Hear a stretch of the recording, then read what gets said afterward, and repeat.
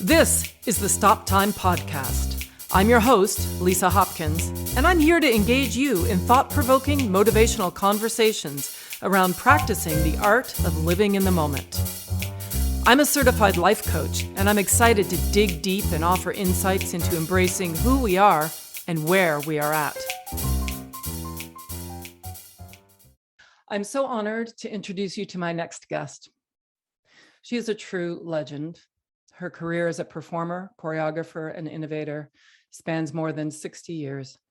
She has been awarded the Flobert Award, the Tapestry Award, the Tap City Hall of Fame Award, the Dance Magazine, and the prestigious Bessie Award, all for outstanding achievement and contributions to the field of tap dance.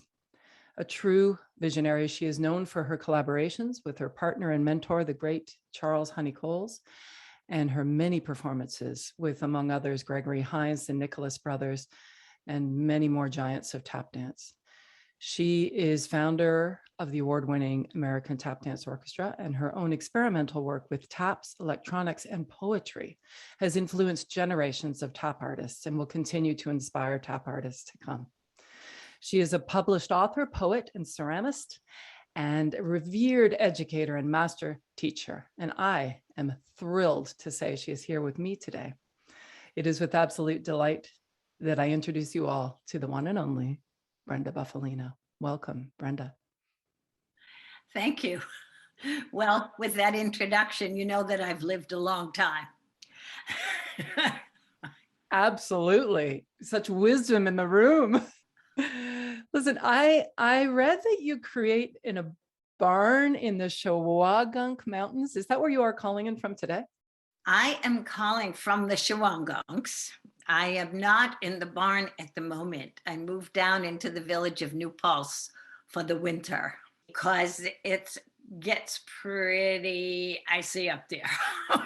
Yeah, no kidding, right? I was up for 2 years during the pandemic, and then finally I said, I think I'll spend the winter down in the valley where I can walk more. But I will go, I go up every two or 3 days, you know. Yeah. Yeah. Can you paint a picture for us of what the rhythm of your days are like in this moment? Well, you know, with the pandemic and the isolation, there are certain things that really helped me quite a bit. I say that we stole my tap shoes. It was like I didn't want to tap dance, which was very, very strange. That is not the case anymore. But what happened was finally, and I could learn Tai Chi over Zoom. Mm. And I have tried for so many years to learn Tai Chi, and my metabolism just wouldn't take it because it's so slow. So that is how I start my day. And more often than not, after that, a meditation. And then I try to get outside. You know, I feel like it's so important to be out. So then it's free form. Then it's free form. I paint. Sometimes I'll do a painting. I'll practice calligraphy. I'll write a poem. I'm working on a few essays. And then it's however I want the day to take me, more or less. If I'm in the barn and can get there, which I really want, I will practice for quite a while. That's kind of how it is. I'm working on 2 books at the moment, 2 new books, and it's an unusual time for me. Usually when I start a project, I finish it. But now I have a lot of essays, I'm working on the new novella, which is a sequel to the last one, which is a Song of the Split Elm. And I can't, it's hard for me because I need to get to Lynn, Massachusetts.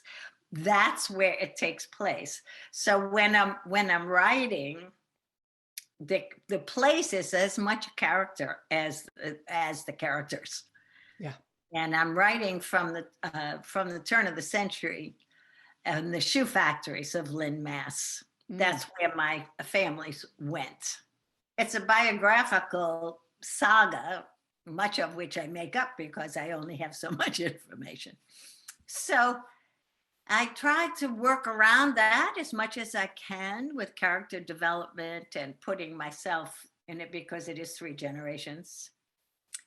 And the other book is a book on composition, tap composition. Very cool. So because everybody now is improvising, we have tremendous amount of great improvisers. But in terms, I feel that composition and choreography is kind of the weak point at the moment. So after having probably choreographed about 150 works, both my solos and the company, the ATDO, I thought I would take apart my pieces and talk about how they were constructed. Very cool.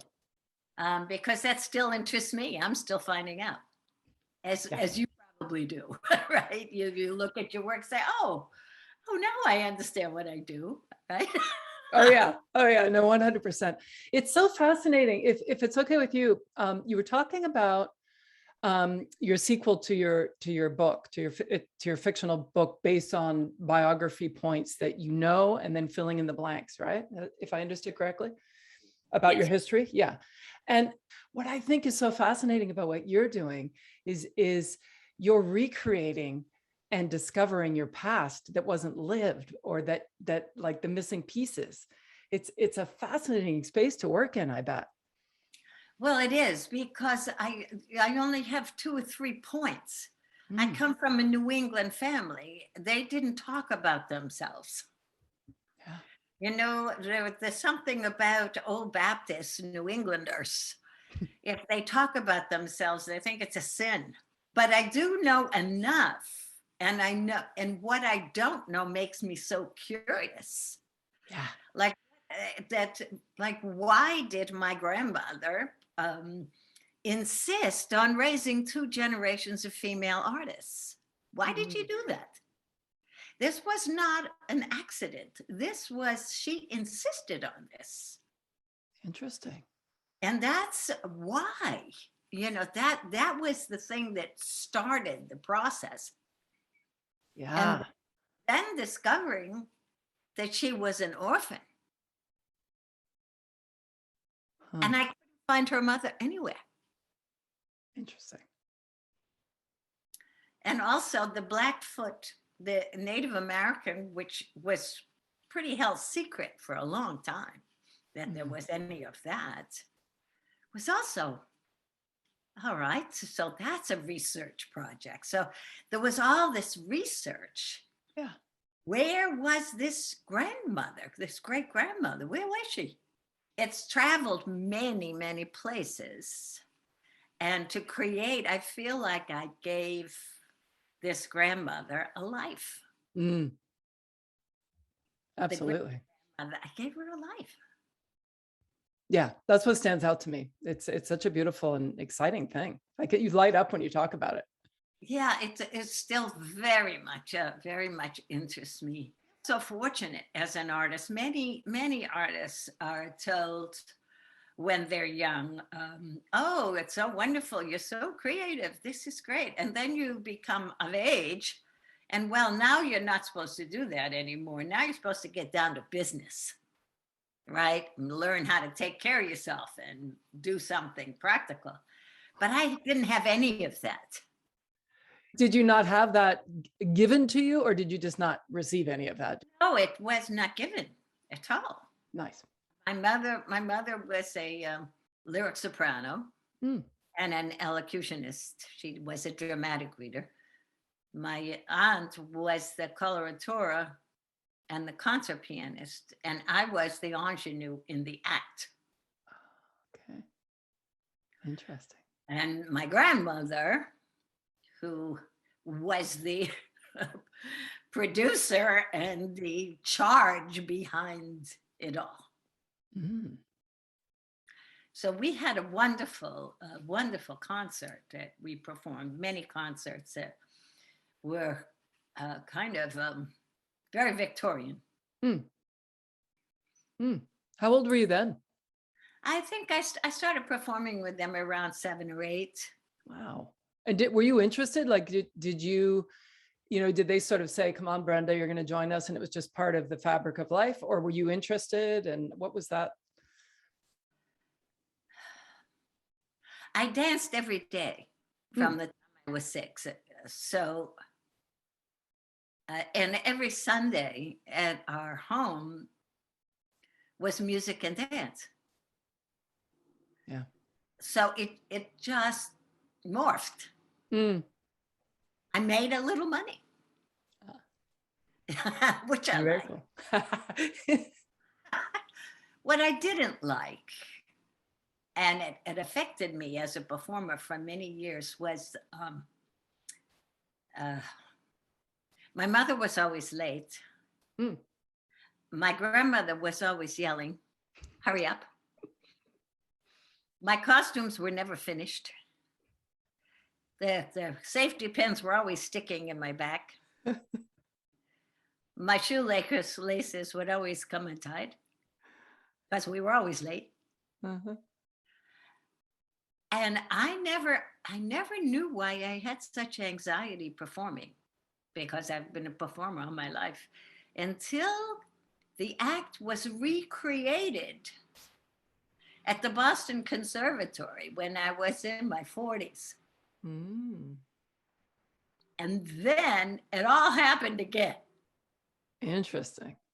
And then I said, oh, this is where that anxiety comes from. Yeah. Not mine. It's not mine. If I'm ready and prepared, I don't have to worry. Yeah. Yeah. Yeah, it was too bad I had to do it again to find out. Well, although, I mean, what a great discovery, right? Oh, yes. Oh, yes. It changed everything for me. Yeah. It really made the rest of my life as an artist, as a performing artist, not a creative artist, because it didn't affect that part at all. Hmm. Because I was free. I was always encouraged to be my wild, crazy self. So that was free. The creative part was totally free. It was the performing part. Yep. Getting to the gig. Until you discovered what that was, how did it show up in other parts of your life, if at all? Oh, I'm always early. Always. I do not like to be late. And I don't like other people to be late. And that was something with Honi too. Working with Honi Coles, he was like that as well. Mm. Was very professional, very prompt, and even had a better disposition being a performer than I did. Much better disposition. What do you mean by that? He was very patient. I'm very impatient. Why do you think that is? Why do I think he was patient? No, why do you think you are impatient? Well, it's just been part of my character for as long as I remember. Uh-huh. And I've had to work on myself very hard over the years, and I have, to slow down my reaction to things. I react very, very fast. Mm-hmm. And I can remember as being a child, if I colored outside the lines, I'd break all the crayons. Wow. So I get so mad, Yeah. And so I've really worked on that, because as a choreographer and as a gatherer of persons, as a teacher, and I've had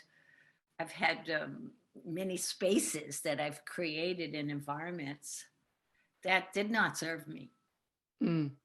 But people they always know where I stand. Yeah. They know they can trust me because I will not be false. But yes, I think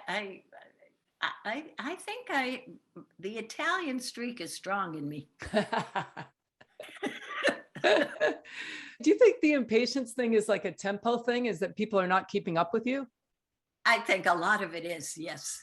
Yeah. Did working with Honi Coles help you learn patience? Well, he didn't let me talk anyway. Right. It was a more of a mentor relationship. What would you say? It was a masculine thing.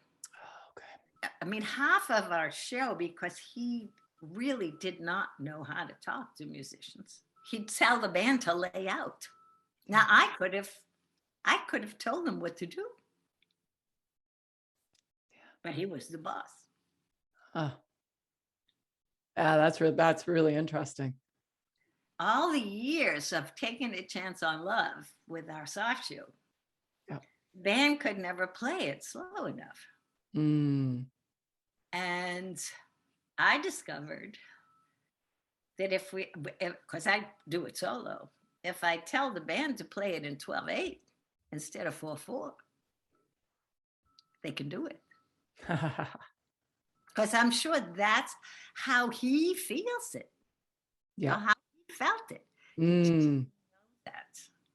Yep. That's really insightful of you. And it connects to what you're doing with your writing too. Like the fact that you're able to sort of, take tools, knowledge, instinct, to put them all together to communicate. Yeah. Yeah.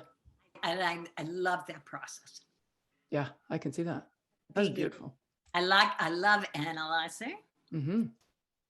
And yet when I choreograph, I purposely, a great deal of the time, not want to know what I'm doing.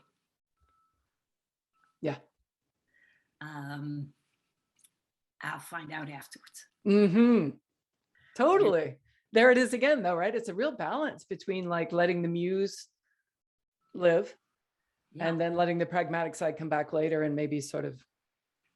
Yeah, playing that's great that you're saying that, because it's like a chord. It's like a chord. Yeah.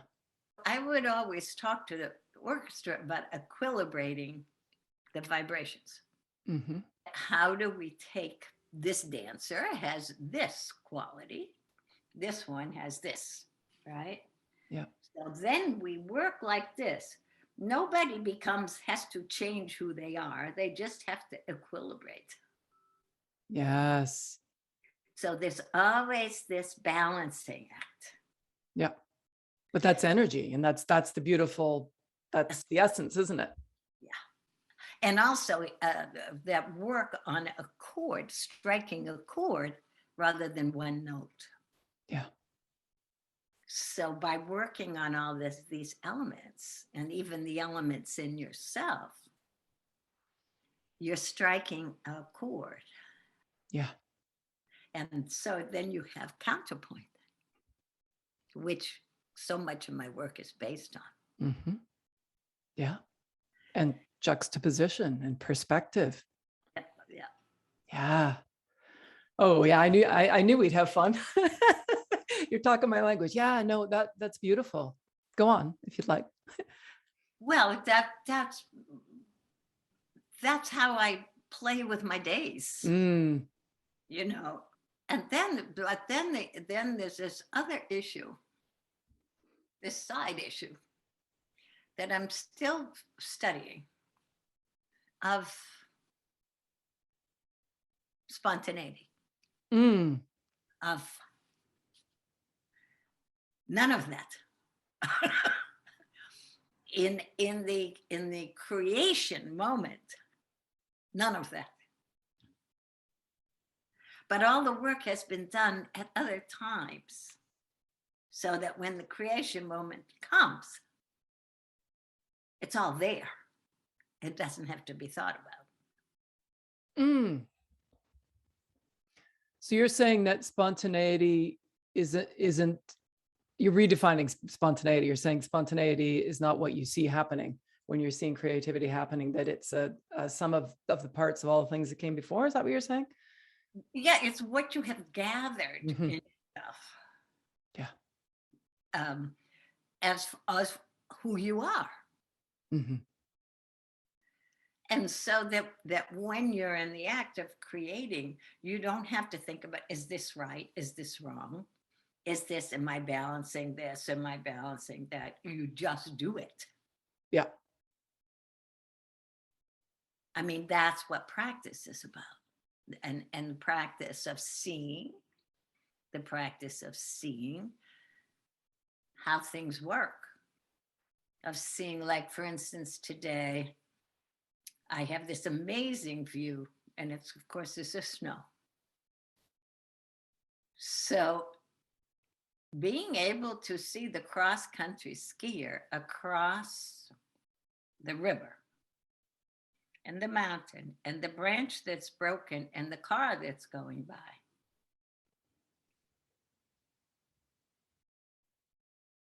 The practice of seeing of a lifetime, you've already made a painting. Yeah. You've already made a piece of choreography. But the practice is not only with your feet or with your hands, the practice is with yourself. So that when you create, I mean, I was always spontaneous, but what I created was fairly raw. Mm-hmm. What I create now is not as raw, but I hope it still has the act of becoming, of first thought. But it's about seeing for me now, and it probably has something to do with age. Or enlightenment. No, I mean, really, I mean, yes, age, but not everybody your age sees things that way. In fact, everybody, I would wager that the majority of people your age are pretty stuck in their ways, or going blind. I mean, not literally, but internally. Well, isn't that a choice? Mm-hmm. Those are choices that we keep making along the way. Yep. Oh yeah, no, 100%. You know what? I read something that you wrote on your blog that really moved me, and I wondered if I might share it. Sure, of course. So it was September 3rd, 2020. So just a couple of years ago, just 4 days before your 84th birthday. Uh-huh. And you wrote, "Ennui mixed with the silence that is provoking the muse stares out in space at the sparse but spirit-filled garden absorbing the sun on my rocky knoll. I promised that today I would put on my tap shoes. I will, after I have fixed my gaze on the bees buzzing the flowers of my oregano plant." Talk to me. First of all, that's so beautiful, so evocative, and it really, truly moved me. So thank you for that. Talk to me about that space between boredom and inspiration and what it means to you. Well, I don't think ennui is boredom. Okay. To me, ennui is like a lassitude. Somehow you haven't been feeding yourself and you forgot to be hungry. Nice. So you're weak. It's a weakness. Boredom is essential for an artist. That's essential, to allow for that, to catch yourself from constant entertainment. Yeah. You know, because if you don't, nothing arises.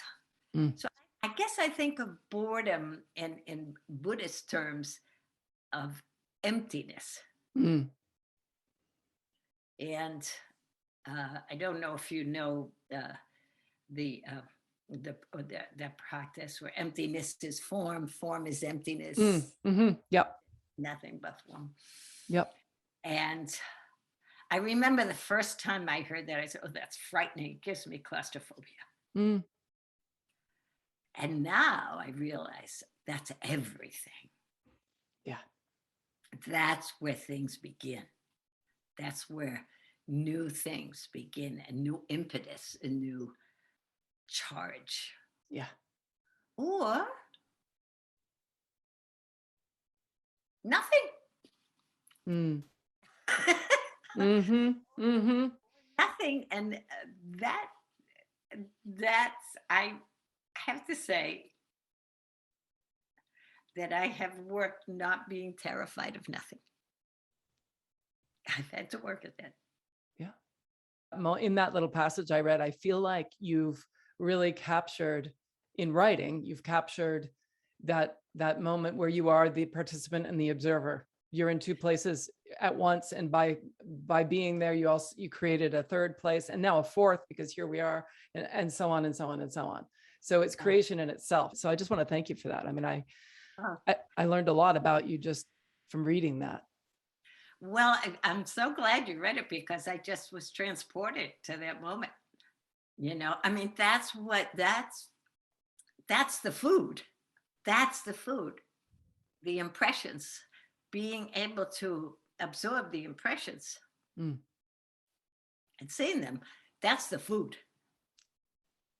Hey, what is your definition of living in the moment? Well, I guess just as we're talking about seeing detail, what knocks me back into my seat is opening it up, feeling the expansiveness that anything is possible. And actually, I've always been a bit of a prognosticator, a futurist. I mean, like when I decided that tap dance definitely was time to return, and I said to my mother, I'm going to specialize in tap dance. And she said, for who? Who do you plan to do it for? But that, once I can hit that, so it really requires clearing out.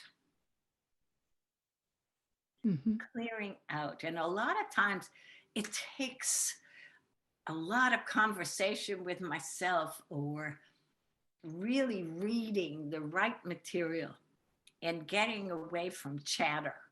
And it's like opening the curtain. It's like opening the curtain. And sometimes if I play on my concertina is my greatest practice of the moment. I play, it's a classical instrument, mine. I got a new one during the pandemic, and it has been my savior, because I will practice, like you asked what I do with my days. I've probably practiced close to 2 hours a day. Wow. And attention, that attention, really, the use of attention opens up the space. It's a scattered mind that is not present. Yeah. So there are some things, if I tap dance, the attention to sensation in my body as I'm doing it, fighting against always trying to get better. It's a lot of obstacles to it. I always start out noodling. I put on my shoes. I just noodle and wait to discover myself. I just noodle and noodle and noodle. And all of a sudden I start to be there. Yeah. Right. And then the switch happens. So it is like you say, there is process. Yeah. First, generally, I start from an open mind. I'll have ideas. But when I start to actually go forward with those ideas, there's a process of just allowing, and then finding. And then the attention gets gathered almost by itself. I don't have to do it. but I know what I want. When we start, we know what we're hoping for. We spend so much time trying to learn the stuff, trying to master the stuff, that now I feel like the stuff is starting to teach me what mastery really is. That is really true. That is really true. Yeah, that's a very well said. Very well said. My last dance class was when I was 17. Yeah. I did not learn tap dance by taking a lot of classes. That was not possible when I came up. I learned it as a kid. I learned my shuffle ball chains, my off to the buffalo. I learned well, but I didn't learn the art of tap dance. That I had to discover. Yeah. And it was hours and hours and hours and hours and hurting myself to find out what I needed to do to get it. And that's the basis of my technique that is still today. Yeah. That I teach. But in terms of the creative process, and I find it so tricky. Like I have a few mentees. One very young man, he's so talented. I worry about giving him too much information. Mm-hmm. I also want him to find the answers himself, because that's where his voice will come. His voice is not going to come through what I say or what somebody else says or dancing for other dancers. Then everybody ends up dancing the same. So it's so tricky. It's so tricky being a teacher. And, as we have done this for so long, we know so much. But how much should maybe those secrets the dancers kept were because they didn't want us to follow them. They wanted us to find ourselves. Honey never told me anything, nothing. That was probably the biggest gift he gave me. Yeah. So it's, whoa, I don't want us to put water on the fire. I love being a mentor. I love it. And I love watching how the dancers are working and what they're doing. But I'm very sensitive to, especially with young people, because they get too sophisticated too early. Yep. I hear you. What I know is the sophistication and the artistry. Yeah. How much of that should they know? How much of that should they do? I don't know. Yeah. Don't know the answer to that. I don't know. If you could tell little Brenda, just starting out, something that you know now that you would have liked to have heard then, what might you be telling her? Wow. Maybe to be kinder to myself. She never wanted to listen to anything. She wouldn't have listened anyway.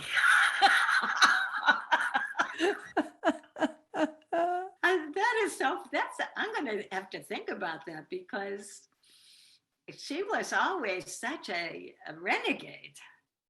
And I appreciate that about her. But this doesn't mean you were bad. This was because that's what I always thought. If somebody criticized me, like if they didn't like the way I did a shuffle, that meant they hated me. It was always about me, but it wasn't. So I guess that's what I would say to her. But I've learned that, and I have talked to her about that a lot.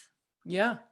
I've spent the last 30 years, at least 30 or 40 years now, talking to her about working with these irascible, wonderful characteristics that she has, so that they can be functional in the world, so it doesn't hurt other people and doesn't hurt myself. Yeah. Did you in your conversations with her ever talk tell her what you just told me, which is that you really admired her for her fierceness? Yes. Oh, absolutely. Yeah. Absolutely. That's I cool. never criticized her for that. But how she did it was a problem.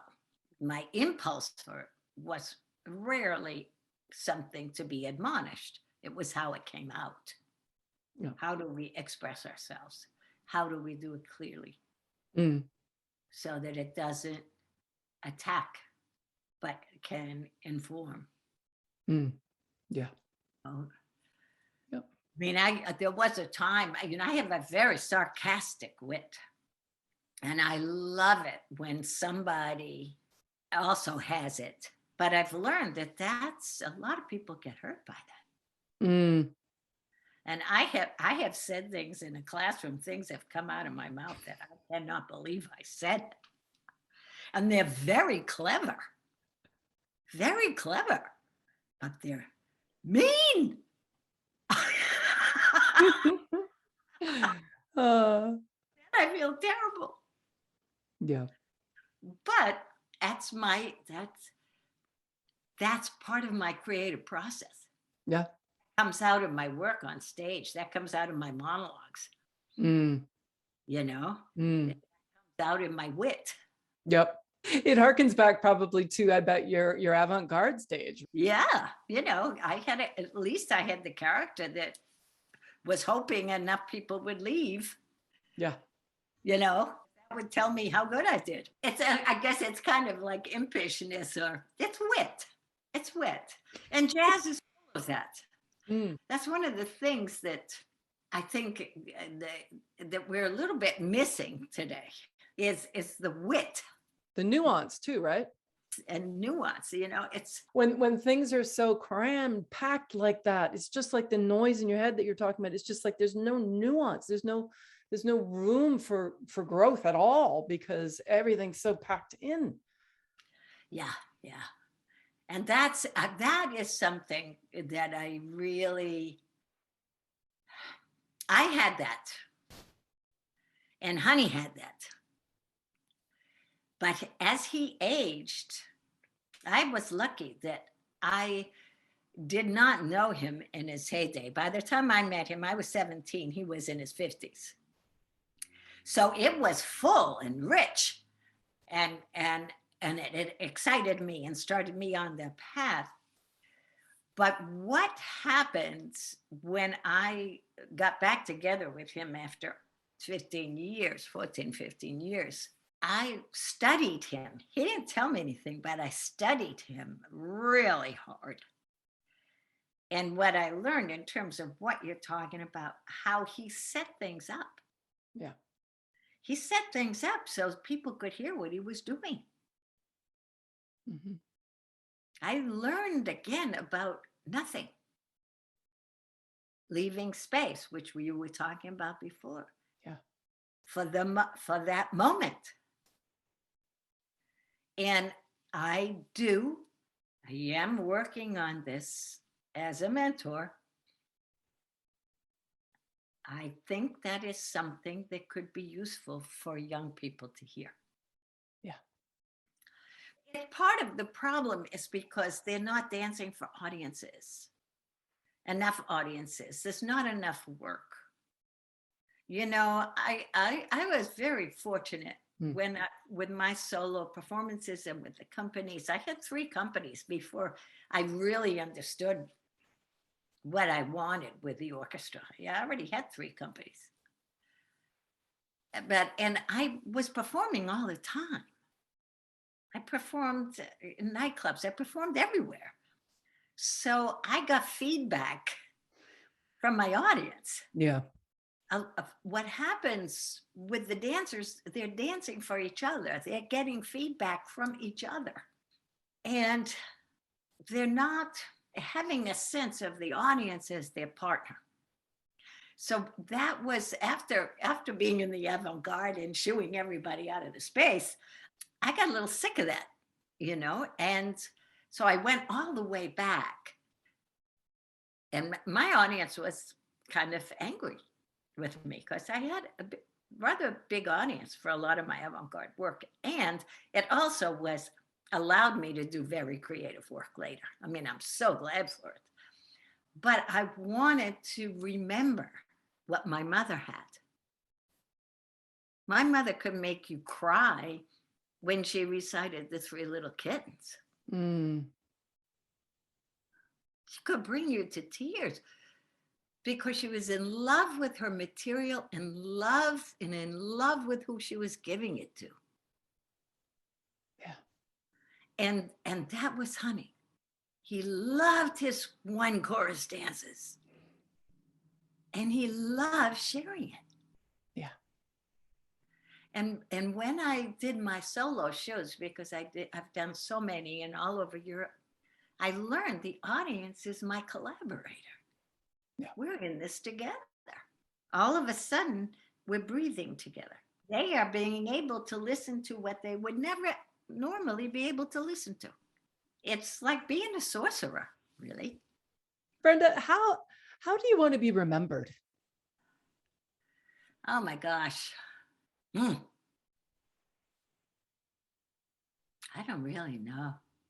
I can't say. I can't say that. I mean, I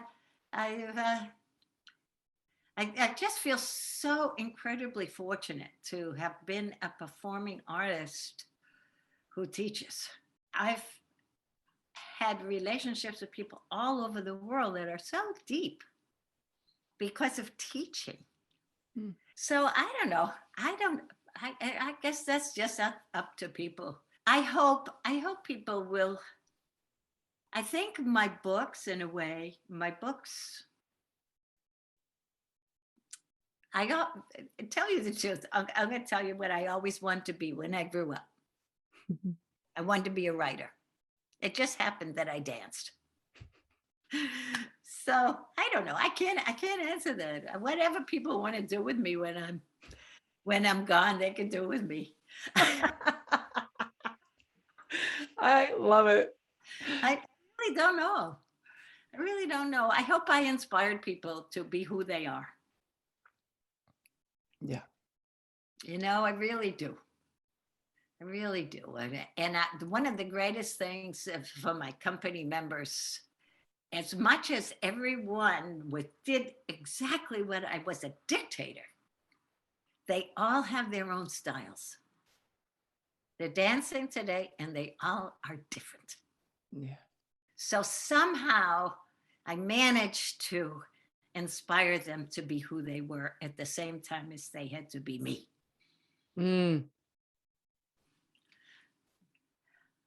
Mm. That's a great insight.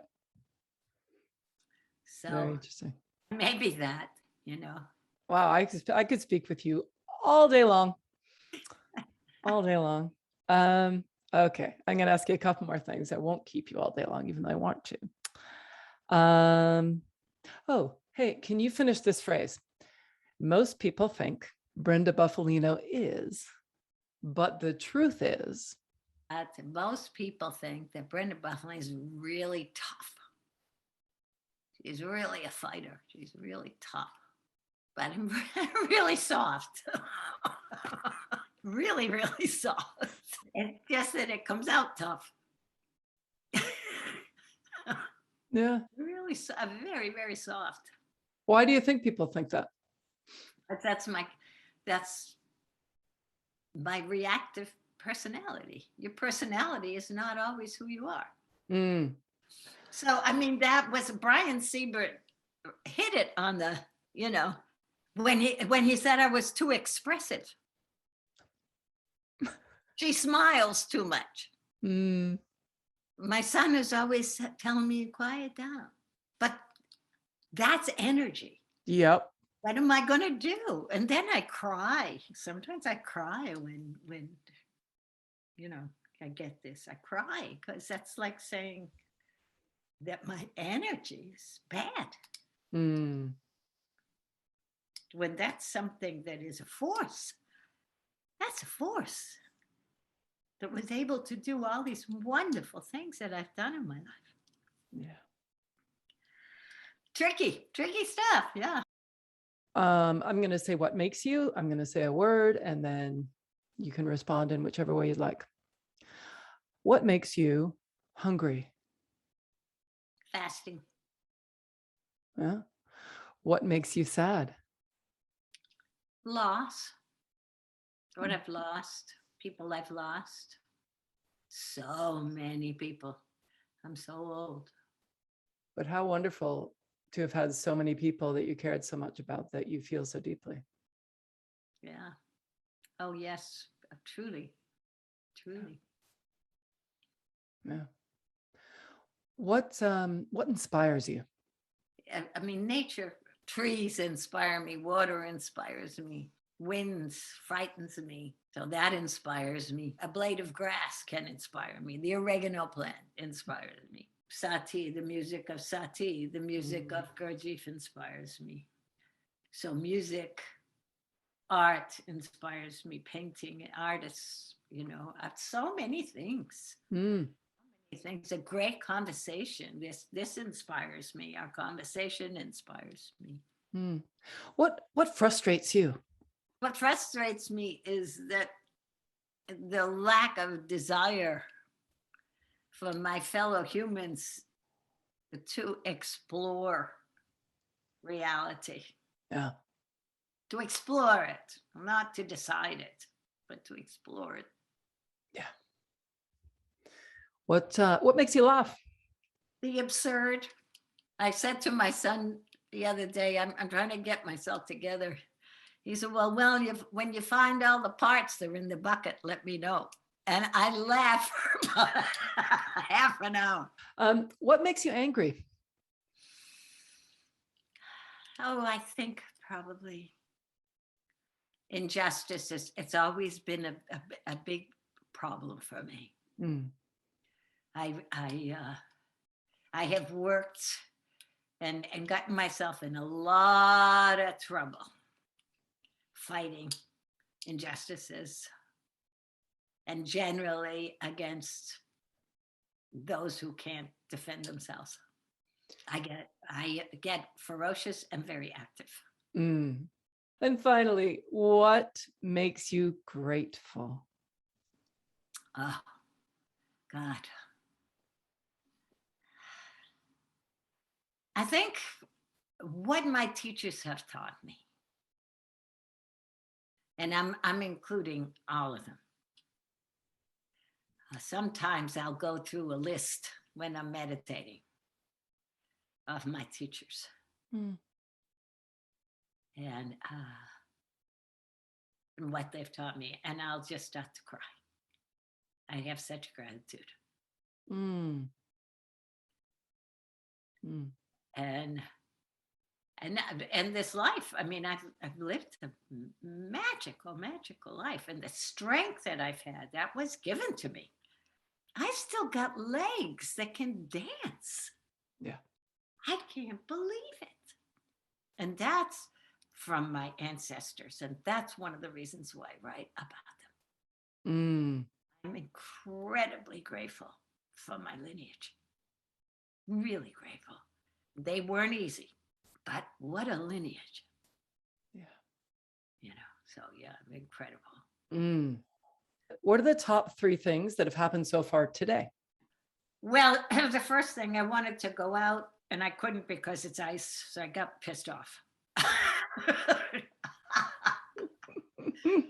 I did many rounds of Tai Chi. Found out why the teacher wanted us to do at least an hour of Tai Chi, because then my legs got really tired from Tai Chi. That was great to find that out. And this conversation was lovely. Yeah, wonderful. What is something you're looking forward to? Well, I'm going to Boston to set Buff Loves Basie, restage Buff Loves Basie on Velma Goldberg's young company. Nice. I love to work.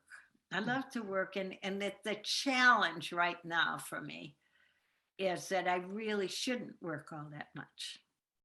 It's my nervous system. It's not my body. It's my nervous system. Has a hard time with it. Mm. But I love working.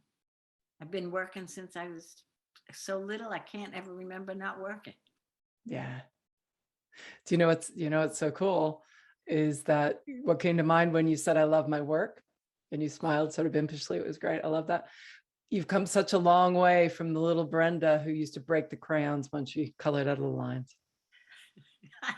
Because Brenda, you've been coloring out of the lines your whole life, and look where you are today. And what I learned to do was love that coloring out of the lines. Exactly. And I study, and in the middle of the art of imperfection, I understand now that's my love, is imperfection. I love it. Brenda, it has been such a joy speaking with you today. Thank you so much for taking the time to be in the moment.